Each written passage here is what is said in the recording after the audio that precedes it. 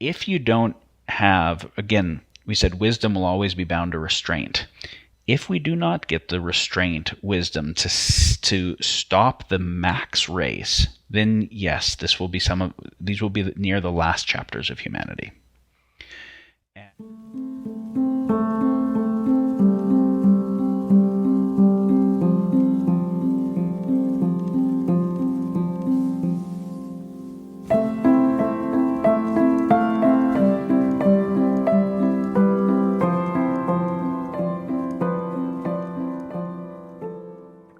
Welcome to the official starting point for this online course from Living Resilience, focusing on sense making. We'll also be posting many of these episodes in our newest introductory course called Collateral Beauty, and in our YouTube channel video podcast, The Poetry of Predicament. This sense-making course follows in the footsteps of the remarkable crew at Rebel Wisdom, that's another YouTube channel, and their focus on sense-making for the past few years. Rebel Wisdom brought together a cadre of very bright thought leaders and ran a few courses to help folks get some orientation, clarity, and collaboration going in this remarkably dense subject matter. I must have personally watched 200 or more hours of Rebel Wisdom sense-making videos.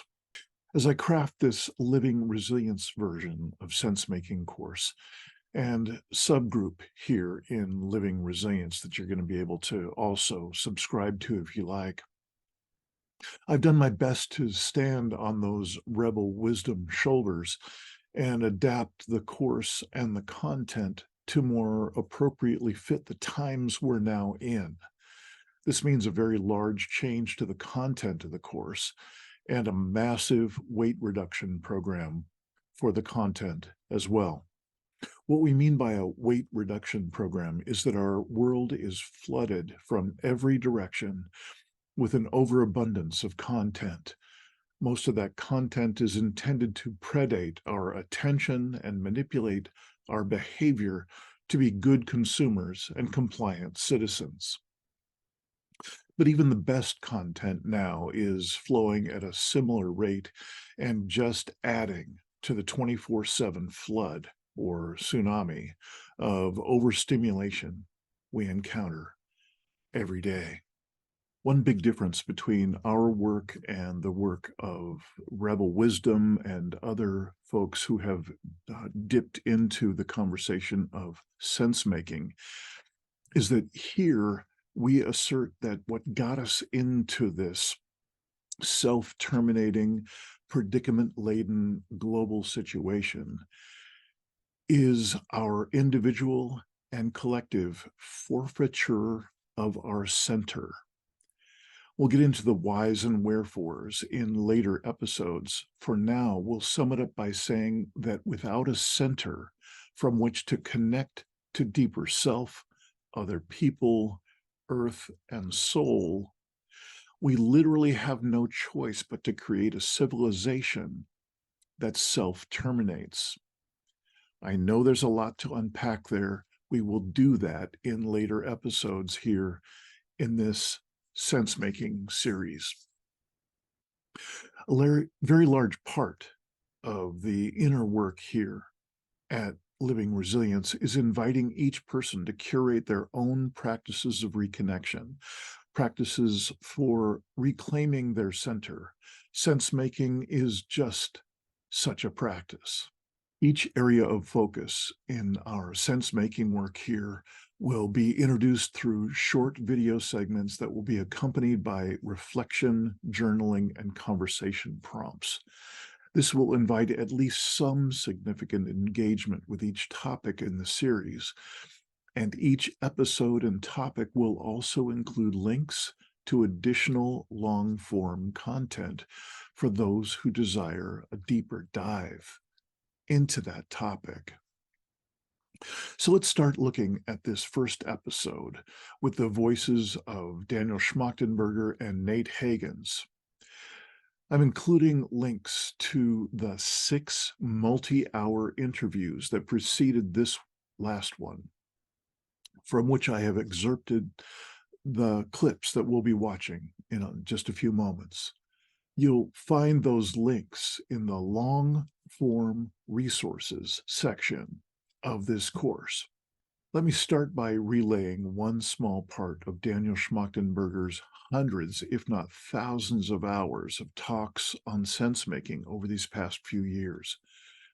Quite early on, Daniel laid out a few basic truths about how our global capitalist extractionist systems are founded in and now fully encased in cynical structures, cynical incentives and motivations that have been causal in the creation of what now appears to be an unstoppable, self-terminating global human operating system. Again, I know there's a lot to unpack there, and we'll be doing a bit more of that this time and quite a bit more in later episodes. I'd like to introduce a few of those early Daniel Schmachtenberger teaching points so that we can include these terms and distinctions in future sense-making sessions here. The first is the idea of perverse incentives. In this capitalist system, there have always been some amount of these perverse incentives, but the 20th century addition of fossil fuels and the advancement of many fields of power and efficiency in extraction of resources and manipulation of human resources, we are now facing dire impacts to our global environmental shared habitat and an equally dire impact on all humans on Earth. These perverse incentives come from a view that everything on Earth is either a commodity to be turned into profit or it's useless. Seen through this lens of perverse incentives, a forest of old-growth trees thriving on the coastal foothills is worth nothing. Those same trees cut down and made into saleable lumber, lots of value, lots of profit to be had. Duplicate that example across thousands of plants, animals, minerals, people. You get the core of the definition of perverse incentives. In these corporate perverse incentives, there is no conception, no concept of the commons. The commons are just a rich world full of resources to be profited from. Let's move on to the next term that I'd like to have us use together throughout this series. This one is rivalrous dynamics. This can also be called an arms race. In the previous example, we can expand the scenario to include multiple lumber companies competing for those same trees in the same marketplaces, and ultimately for the largest share of the profits they can take from the milling of those trees. So as each of the competing lumber companies find ways to make more profit and pay lower costs for the trees and the milling and so on, it's only a matter of time till the competing companies also must adopt those methods. Those methods on the surface can and should include more efficient lumber extraction, more efficient milling, lowering corporate overhead costs, and the like. What our system has ultimately included in this perverse, rivalrous, endless race is things like zero accountability for damage to or recovery of the commons, the forest, and all the associated lands and resources. Also, zero accountability for the mitigation of all the access roads cut in to be able to cut down and remove the timber. Zero or very little protections for all the human labor involved in that project. Zero intention to replace the felled timber with a comparable, diverse, and flourishing forest habitat. Replacement often with monoculture strictly chosen for quick and ample profit from the next crop. You get the idea. In later sense-making episodes, we'll explore the ways that these perversely incentivized corporations have come to dominate virtually all world governments and avoid paying the real cost of the precious resources from which they profit. They've come to call those pesky real costs externalities. Depending on the region, the people, or the biosphere affected, these rivalrous dynamics can ultimately become an accelerating, self-terminating system in which anything less than full participation in the rivalry culminates in the crushing of any weaker competitor. It means everybody's playing at full extraction rate all the time. Anyone who tries to back off or take a more moral stance about we shouldn't cut down that old growth forest, they will get mowed eventually, not just the trees, the competitor who's thinking that. Now for the actual topic of the clips we've chosen for this Daniel Schmachtenberger episode of Living Resilience Sense-Making. We're starting in the last 30 minutes of a 3-hour-long interview with Nate Hagens. This is the 6th interview in their year-long series of multi-hour interviews. So I hope you can appreciate that I wanted to spare you that amount of video watching and hopefully winnow down to just the kernel that we can use in our sense-making exploration.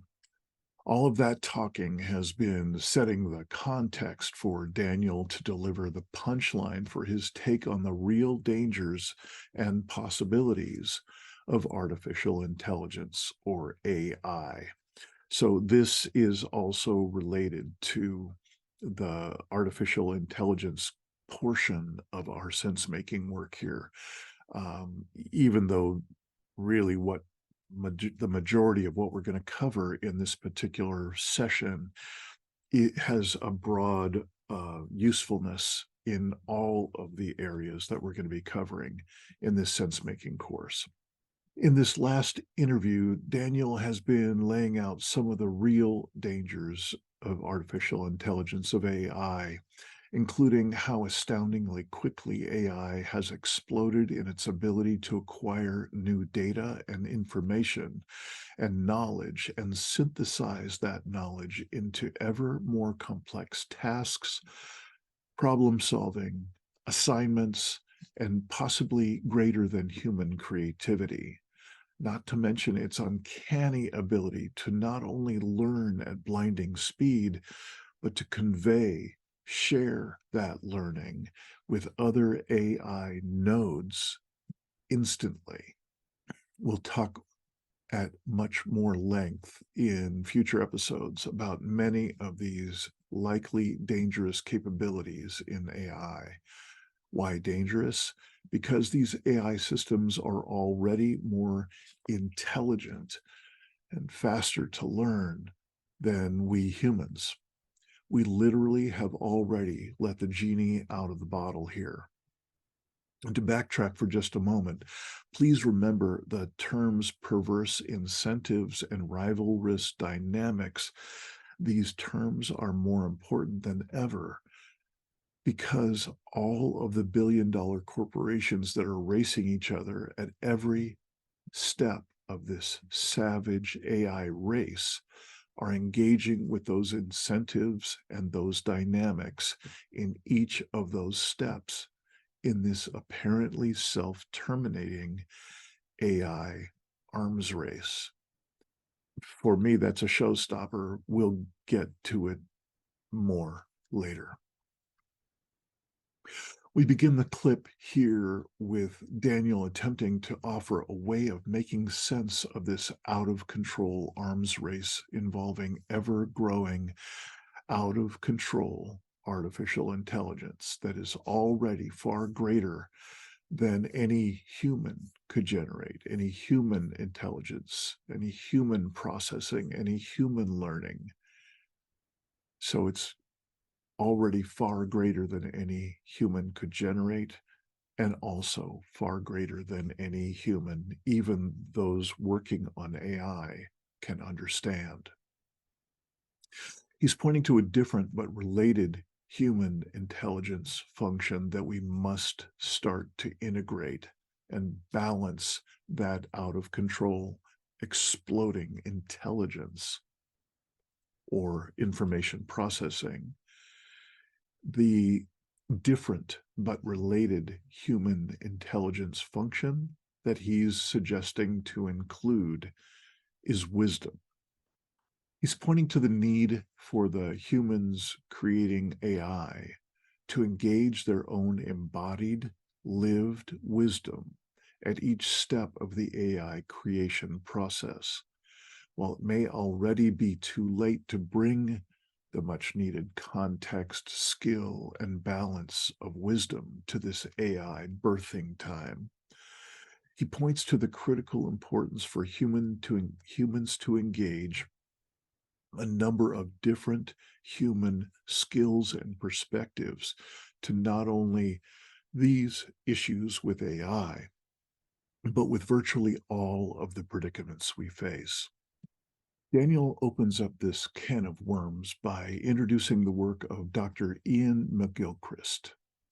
In this clip, we'll get a brief overview of McGilchrist's theories about the imbalance of the hemispheres in our brains that has actually been causal in every one of our global predicaments.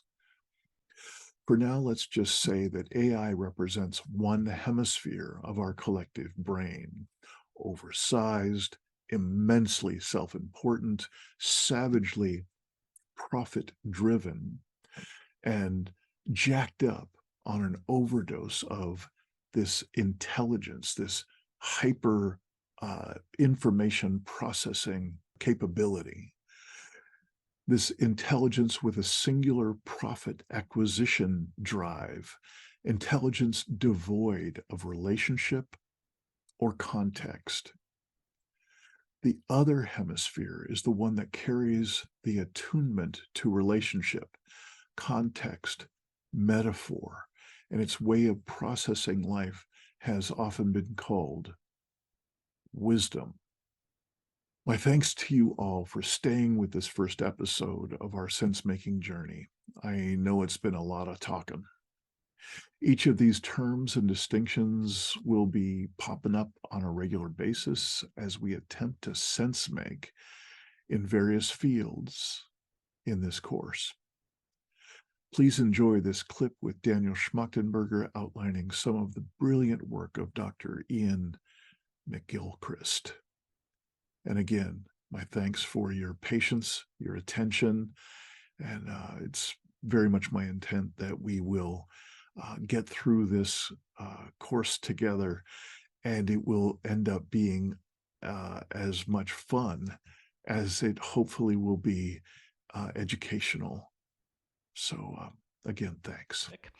I want to share something that I think will be helpful in the thinking about the wisdom-intelligence relationship, which is not saying how we enact it. The enactment thing is a real tricky thing, but just on the what we need to enact. If people have not watched the conversations that David Bohm and Krishnamurti had together back in the day, I would recommend them as some of the most useful, valuable, beautiful recordings of human conversation I've ever seen. And in one short clip, David Bohm speaking on, if you YouTube it, I think it's called like Fragmentation and Wholeness, something like that. He basically identifies, and this was maybe the 80s, the cause of the metacrisis, though he didn't call it metacrisis or superorganism, but like all the problems of the human predicament that is clearly going towards a point of self-termination that was seeable at that time. The way he defined it, I think, was exceptionally good. I think it maps to the way indigenous wisdom has defined it and other things. Men are not the web of life. We are merely a strand in it. Whatever we do to the web, we do to ourselves. But when we become capable of doing exponentially powerful stuff, then our own short-term, our win-lose becomes omni-lose-lose. Our short-term optimization ends up affecting what we would, even the timescales we care about. So what Bohm said is the underlying cause of the problem is a consciousness that perceives parts rather than that perceives wholes or the nature of wholeness.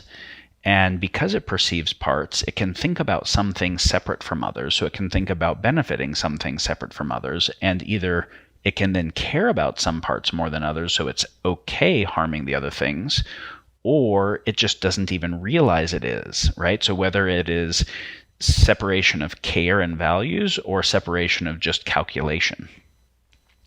And so I can benefit myself at the expense of somebody else. I can benefit my in-group at the expense of an out-group. I can benefit my species at the expense of nature. I can benefit my current at the expense of my future. I can benefit these metrics at the expense of other metrics we don't know about. And that all of the problems come from that insofar as we were perceiving the field of wholeness itself, and our goals were coming from there, and then our goal achieving was in service of goals that came from there. That's what wisdom binding intelligence would mean, which is the perception of and the identification with wholeness being that which guides our manipulation of parts, i.e. technology. And then Iain McGilchrist, Iain in The Master and His Emissary, I think advanced what David Bohm was saying in an incredibly beautiful way. Basically said, to not hit evolutionary cul-de-sacs, there's a capacity in humans that needs to be the master, and another capacity that needs to be the emissary, meaning in service of, also bound by. You could also say there is a capacity that needs to be the principal and another that needs to be the agent, in legal terms of principal-agent dynamics. And basically the thing that needs to be the master is that which perceives, not mediated by word, symbols, language models, perceives in an immediated way the field of inseparable wholeness.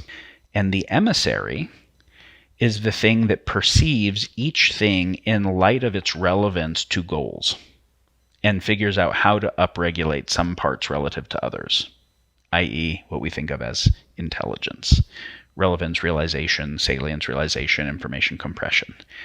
And so when I was talking with him, I said, so basically... Wisdom is the master and intelligence is the emissary. And I said, you're basically saying that the principle, that the emissary developed all these powerful capabilities, and so in some places the emissary said, fuck the master thing, I want to be the master, and it had the tools to do so, started to win. That thing on a runaway dynamic is the cause of the metacrisis, the superorganism. He's like, exactly. So if you already look at all the problems in the world and the global metacrisis and the impending catastrophes being the result of the emissary intelligence function unbound by the master wisdom function, then you look at AI being taking that part of us already not bound by wisdom and putting it on a completely unbound recursive exponential curve. That's the way to think about what that is.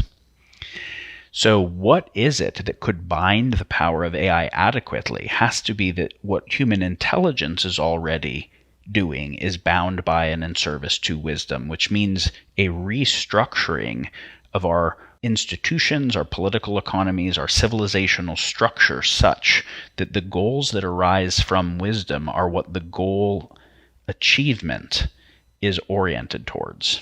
That is the next phase of human history, if there is to be a next phase of human history. Hi there. Thanks for watching all the way through in this first episode of our sense-making series here in Living Resilience. And you got a chance to listen to a bit of Daniel Schmachtenberger. If you haven't listened to him before, he obviously can get going real fast. He's an extraordinarily bright human being. He's a polymath. He has so much ability to articulate in so many different fields. I hope you will, from time to time, revisit, loop back through, and listen again to how Daniel articulates what he has to say. It's worthy, to say the least. I'd also like to thank you for if you are finding this particular episode by viewing and participating in our introductory series called Collateral Beauty. There's a different kind of context. They're both very, very similar. What we ask you to do is to find a way to prompt yourself to deepen your listening, deepen your engagement with the material in each one of these episodes. It can be extraordinarily difficult to kind of make our way through the swamp, through the tsunami of content that barrages us every day. And to be able to bring a special discernment to this kind of material, well, it's just strongly recommended. It's not so much that we consider our materials so superior or something, but these are core issues that are affecting us on a global scale and all the way down to the most intimate and personal scale every day. And you may find yourself moving into the next element in the series, which is the Sheldon Solomon interview about our death anxiety as both interpersonally, intrapersonally, and also globally. In other words, how we address our death anxiety, our anxiety about the background concern that's always there, either consciously or unconsciously, about our own death. That is an extreme motivator in these times. So I hope you'll also find the long version and short version of the Sheldon Solomon death anxiety episode of the sense-making course here in Living Resilience. We will also be including that as a menu option in the Collateral Beauty introductory course as well. So it doesn't really matter where you find it. We do invite you to start to journal, create either journaling or self-reflection prompts or conversation prompts. Hopefully you've got other people you can explore, you can have conversations about these issues.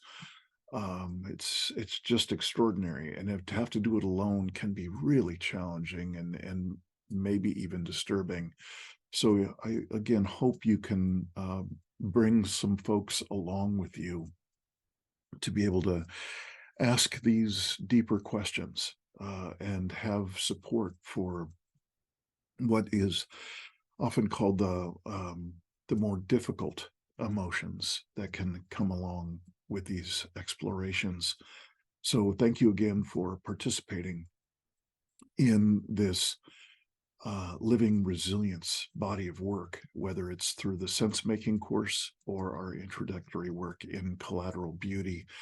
We hope that you will join us in some of our available online support groups, ways to connect with others if you don't have folks that are handy for you to connect with. We have our Tuesday evening Pacific time safe circle calls. We have first Saturday calls that are Zoom meeting opportunity for folks from all the different special focus groups of Living Resilience can show up, and we can have a chance to really find out what matters most to each of us, to get to know one another a bit better. And so I also invite you to be in touch with me. I'm Dean Walker, and my email address is going to be here on the screen, and it's also going to be in the show notes of this video in the YouTube channel. And the YouTube channel is, of course, our podcast, The Poetry of Predicament. So once again, my thanks to you, and I look forward to hopefully meeting you and including you in one of our meetings sometime soon. Bye for now. Thank you for joining us in another episode of The Poetry of Predicament. This podcast is produced by Dean Walker and the Living Resilience Alliance. Living Resilience exists to offer transformative support and resources to the collapse-aware and collapse-acceptant communities around the world. Our sole purpose is to curate and offer coaching, support groups, courses, and events that assist people in expanding their core skills, competencies, and capacities for facing a troubled, predicament-laden, yet still ineffably miraculous world.